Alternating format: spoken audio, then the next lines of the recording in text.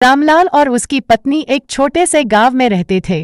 नीलम स्वभाव से बहुत अच्छी थी और उसे बच्चे बहुत पसंद थे। उनकी शादी को 6 साल हो चुके थे, लेकिन उनके कोई बच्चे नहीं थे। रामलाल के पास एक बगीचा था जिसमें फलों के पेड़ थे, लेकिन वह बहुत कंजूस था और अपने बगीचे के फलों को किसी को खाने नहीं देता था। वह उन फलों को बाजार में बेच देता था। एक दिन जब रामलाल किसी काम से बाहर गया हुआ था, कुछ बच्चे उसके बगीचे में खेलते हुए आ गए। उन्होंने देखा कि रामलाल बगीचे में नहीं है, तो वे फल खाने लगे। तभी नीलम वहां आ गई और बच्चों को देखकर बहुत खुश हुई।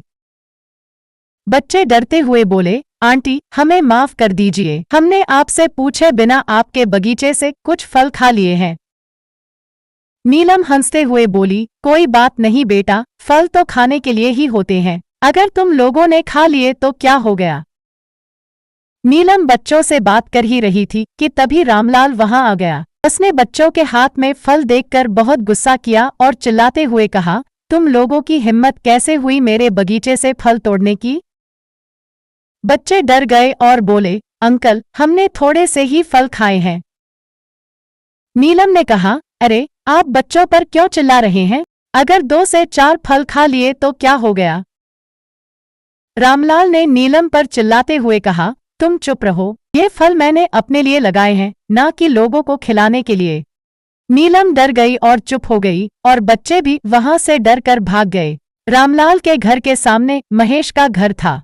महेश गरीब था, लेकिन उसके पास 2 बकरियां थीं, जिनका दूध बेचकर वह अपना घर खर्च चलाता था। रामलाल ने जिन बच्चों को अपने बगीचे से डांट कर भगाया था, वे बच्चे महेश के ही थे। महेश के बच्चों ने रामलाल की बातें महेश को बताईं, तो उसे बहुत बुरा लगा। उसने अपने बच्चों को समझाते हुए कहा कि वे अब रामलाल के बगीचे में न जाएं। कुछ समय बीतने के बाद नीलम की तबीयत अचानक से खराब हो गई और वह बहुत कमजोर हो गई। रामलाल ने नीलम को डॉक्टर को दिखाया। डॉक्टर ने बताया कि नीलम को डेंगू हो गया है और इसका इलाज बकरी के दूध से हो सकता है। डॉक्टर ने सलाह दी कि नीलम को रोज सुबह शाम 1 गिलास बकरी का दूध दिया जाए। इतना कहकर डॉक्टर वहां से चला गया। रामलाल महेश के पास गया और कहा, महेश, मुझे तुमसे दूध चाहिए, क्या तुम मुझे अपनी बकरियों का दूध दे सकते हो। नीलम को डेंगू हो गया है। महेश ने दूध देने से मना कर दिया और कहा, मैं तुम्हें दूध नहीं दे सकता क्योंकि मेरी बकरियां अभी दूध नहीं दे रही हैं। रामलाल मुस्कुराते हुए बोला, अरे महेश, क्यों मजाक कर रहा है, तेरी बकरियां तो अभी अच्छा खासा दूध देती हैं, तो मुझे दूध देने से मना क्यों कर रहा है। महेश ने कहा, मेरी बकरियां चाहे कितना भी दूध दे, लेकिन मैं तुझे दूध नहीं दूंगा। रामलाल ने पूछा, पर तुम मुझे दूध देने से मना क्यों कर रहे हो। महेश ने कहा, उस दिन मेरे बच्चों ने तेरे बगीचे से थोड़े से फल क्या खा लिए, तूने उन्हें इतना डांटा कि उनकी तबीयत खराब हो गई। तेरे बगीचे में इतने फल हैं कि 2-4 फल खाने से खत्म नहीं हो जाते, लेकिन तूने फिर भी मेरे बच्चों को फल खाने पर डांटा, इसलिए मैं तुझे अपनी बकरी का दूध नहीं दूंगा। इतना कहकर महेश वहां से चला गया। रामलाल जब घर आया तो उसकी पत्नी नीलम ने पूछा, ले आए आप दूध। रामलाल ने सर झुकाते हुए कहा, नहीं, महेश ने मुझे दूध देने से मना कर दिया। नीलम ने पूछा, उसने तुम्हें मना क्यों कर दिया।